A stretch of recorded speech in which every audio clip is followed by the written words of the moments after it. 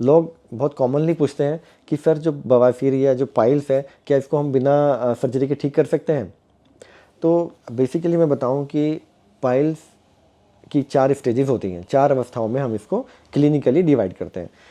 पहली अवस्था ग्रेड 1, जिसमें सिर्फ पेशेंट को ब्लीडिंग होती है, मतलब सिर्फ ये लगेगा कि ब्लड आया, 1-2 ड्रॉप गिरे या मोशन के दौरान थोड़ा सा पैन पे दिखा कि रेड हो गया, और दर्द वगैरह कुछ नहीं।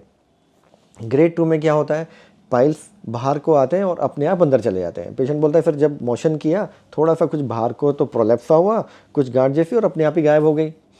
ग्रेड 3 में क्या होता है, वो जो गांठ अंदर से जो मस्से बाहर को आए थे वो धीरे धीरे अपने आप अंदर गए, थोड़ा टाइम लिया या हाथ से उसको पुश करना पड़ा, वो ग्रेड 3 होती है। और ग्रेड 4 में क्या होगा, जब आप डेफिकेट करते हैं मोशन के दौरान, शौच के दौरान, जो मस्से बाहर आए वो अंदर नहीं गए, उसको हाथ से पुश करने पे भी अंदर नहीं जाने लगते। इस तरह से हम इसको 4 अवस्थाओं में डिवाइड करते हैं। तो अगर अब हम नॉन सर्जिकल ट्रीटमेंट की बात करें, जहाँ सिर्फ दवाइयों से ट्रीट किया जा सकता है, वो सिर्फ ग्रेड 1 और ग्रेड 2 की अवस्था है।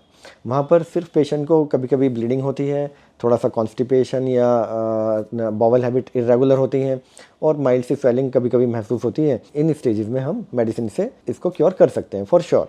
लेकिन अगली जो 2 स्टेजेस हैं, ग्रेड 3 और ग्रेड 4, वहाँ सर्जरी की नीड है। अब सर्जरी में जो इंटरवेंशन, कौन सी सर्जरी होनी है, वो आपका सर्जन आपकी स्टेजेस देखकर, किस तरह की वो एक्सटर्नल कंपार्टमेंट है, बाहर का मस्सा कितना है, अंदर कितना है, या ब्लीडिंग बहुत ज़्यादा है, तो कौन सी सर्जरी उसको ऑप्ट करनी है, वो आपका सर्जन डिसाइड करेंगे। अब होता क्या है कि हम स्टेज 1 से स्टेज 4 में जाते हैं। बात हमें ये करनी चाहिए कि हमारी स्टेजेस क्यों बढ़ती चली जाती हैं, हम ऐसा क्यों है कि हम पहली ग्रेड पे ही अपने आप को क्यों नहीं रोक पाते।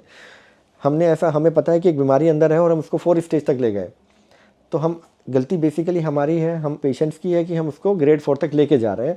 सर्जन को तो फिर ऑपरेट करना ही पड़ेगा। अब बेसिकली अगर मैंने जो अपनी प्रैक्टिस में पाया, जो पेशेंट से बात करके मैंने जो एक्सपीरियंस किया, वो ये है कि मैंने बोला कि जब आपको ब्लीडिंग हुई तो आपने बताया क्यों नहीं, आपने इसका ट्रीटमेंट क्यों नहीं लिया। तो पेशेंट बोलते हैं कि सर ब्लीडिंग तो हुई थी, बस दर्द तो था नहीं, और दूसरा ऐसा लगा कि कुछ गर्म खा लिया होगा, इसकी वजह से ब्लड आ गया। सबने घर में बोला गर्मी से हो जाता है, गर्म मौसम से हो जाता है, तो हमने इस पर ध्यान नहीं दिया। तो basically we are the one who are landing our self to grade 3 grade 4। हम सर्जरी में अपने आप को लेके जा रहे हैं इस नेग्लिजेंस से।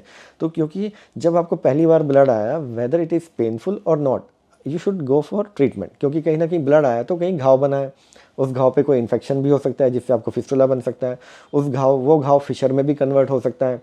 क्योंकि जब हेमोरॉइड्स बन रहे होते हैं स्टेज 1 में तो बड़े मुलायम रहते हैं, वो खून की नलियाँ जो बाहर फूल के आई वो बड़ी मुलायम होती हैं, सॉफ्ट रहती हैं, तो उनमें थोड़ा सा फ्रिक्शन लगा और वो ब्लीड कर जाती हैं। लेकिन जैसा हमारी बॉडी में प्रिवेंशन, हम जानते हैं कि हमारा एक डिफेंस मैकेनिज्म 24 घंटे हमारी बॉडी में काम कर रहा है। जैसे फॉर एग्जांपल जब हम एक्सरसाइज नहीं करते हैं हमारे हाथ बहुत सॉफ्ट होते हैं, या जब हम डंबल से एक्सरसाइज करना शुरू करते हैं तो हमारे हाथ हार्ड होने शुरू हो जाते हैं।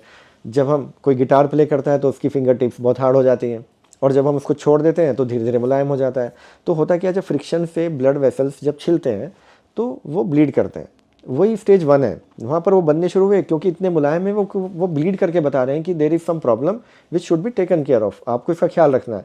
लेकिन क्योंकि दर्द नहीं कर रहा तो हम उसका ख्याल नहीं रख रहे। हम कुछ भी मेडिसिन, एंटी हेमोरेटल, कुछ भी बाहर से दवाई लेते हैं ब्लड रोकने की, ब्लड तो रुक जाता है लेकिन वो प्रोलैप्सिंग में जाने लगते हैं, क्योंकि वो फ्रिक्शन से क्या होता है, वो धीरे धीरे अंदर की खून की नलियाँ सख्त होने लगती हैं, तो वो छोटी मोटी रगड़ से फिर ब्लीड करना बंद कर देती हैं, लेकिन वो प्रोलैप्स होना शुरू हो जाती हैं। तो हमने बेसिकली फर्स्ट स्टेज से सेकंड स्टेज में जाना शुरू कर दिया। अब वो प्रोलैप्सिंग वाला फीचर आने लगता है जिसको हम नेग्लेक्ट करते हैं। क्यों? क्योंकि वो भी पेन नहीं कर रहा। अब ब्लीडिंग कब होती है? जब कभी बहुत ज़्यादा कॉन्स्टिपेशन हो गया, बहुत ज़्यादा हमने लॉन्ग सिटिंग ड्राइविंग कर दी, लॉन्ग स्टैंडिंग कहीं हो गए खड़े बहुत देर के लिए, तो वो ब्लीड कर जाता है, वो कभी कभी होने लगता है। तो ब्लीडिंग का जो फीचर है, जो क्लिनिकल सिम्टम है, वो तो कम हो गया। अब प्रोलैप्सिंग शुरू हो जाती है। तो अगर आप प्रोलैप्सिंग से पहले ही अपने आप को अवेयर होकर के ट्रीट कर लेते हैं तो दवाइयाँ wonderful, they work so wonderfully. आप अपना लाइफस्टाइल चेंज करें, अपने आप को हाइड्रेटेड रखें, डॉक्टर से कंसल्ट करके आप अपना कॉन्स्टिपेशन को क्योर करें, तो आप इसको रिवर्स कर सकते हैं। तो आज से मैं ये कहूँगा कि अगर आप मुझसे एक क्वेश्चन पूछते हैं कि सर क्या दवाई से ठीक हो सकता है, तो आपको भी इतना अवेयर होना पड़ेगा कि आप अपना ग्रेड 1 में ही डॉक्टर से कंसल्ट करके, अपने लाइफस्टाइल को मॉडिफाई करके, अपनी डाइटरी हैबिट्स को ठीक करके आप इसको रिवर्स करिए। और लेकिन अगर आप डॉक्टर पे अप्रोच ही इस स्टेज में करते हैं जहाँ हेमोरॉइड बाहर को आता है और हाथ से अंदर करना पड़े, या बाहर से बाहर आ गया अंदर नहीं जा रहा, तो ऐसे में तो सर्जरी आपको फेस करनी पड़ेगी। एक चीज़ और आती है कि हाँ सर मैंने पाइल्स पे क्षारसूत्र बंधवा दिया था, वो बिल्कुल रिकमेंडेड नहीं है। क्षारसूत्र एक ऐसा, नो डाउट क्षारसूत्र एक वंडरफुल थ्रेड है, एक मेडिकेटेड ऐसा थ्रेड है जो फिस्टुलास के लिए एक वरदान है। लेकिन अगर उसको हेमोरॉइड पे हम बांधते हैं तो उससे दो प्रॉब्लम है। एक तो वो बहुत पेनफुल हो जाता है, बहुत पेन होता है, क्योंकि जब तक हम बांधेंगे फिर वो टिश्यू नेक्रोसिस होगा, फिर वो शेड ऑफ होगा, तब तक आप बहुत परेशान रहेंगे। दूसरा, कभी कभी क्या होता है, क्योंकि इस पर क्षार लगा है, क्षार का मतलब होता है एक अल्कलाइन ड्रग्स हैं उसके ऊपर जो डिब्राइड करना शुरू करती हैं, तो कभी कभी क्या है बहुत जल्दी उस मस्से को काट देता है, जिससे ब्लीडिंग होने की संभावना बहुत ज़्यादा होती है। तो बहुत से पेशेंट ऐसे आते हैं, सर क्षारसूत्र बंधवाया था और ब्लीडिंग अब रुक नहीं रही, ब्लीडिंग बहुत ज़्यादा हो रही है। तो क्षारसूत्र पाइल्स के ट्रीटमेंट के लिए बचें, क्षारसूत्र को सिर्फ फिस्टुला के लिए ही इस्तेमाल कराएं। और मैंने देखा कि ग्रेड 4 में भी पेशेंट अप्रोच करते हैं तब जब वो बहुत ज़्यादा बाहर आकर के फंस जाता है, बहुत पेन करता है, तब भाग भाग कर उसको इमरजेंसी में ऑपरेट कराते हैं।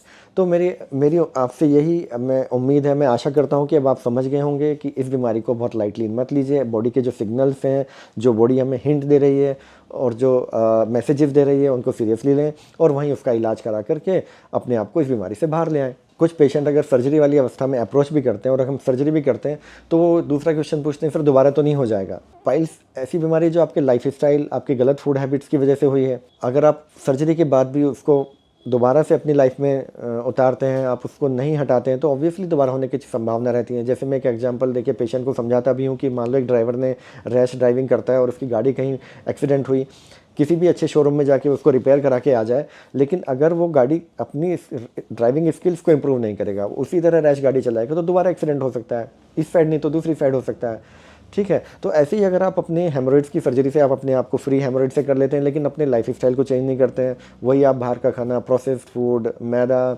नॉन वेजिटेरियन फूड, अल्कोहल, इनको एक्सेसिव कंजम्पशन करते हैं, अपना सेडेंटरी लाइफ स्टाइल मेंटेन करते हैं, तो ऑब्वियसली दोबारा होने की संभावना रहती है। तो मैं आपको अंत में यही समझाना चाहता हूँ कि इस बीमारी को आप शुरुआती दौर में ही समझें, इसके सिग्नल्स को आप ध्यान दें और इसको वहीं ट्रीट कर लें।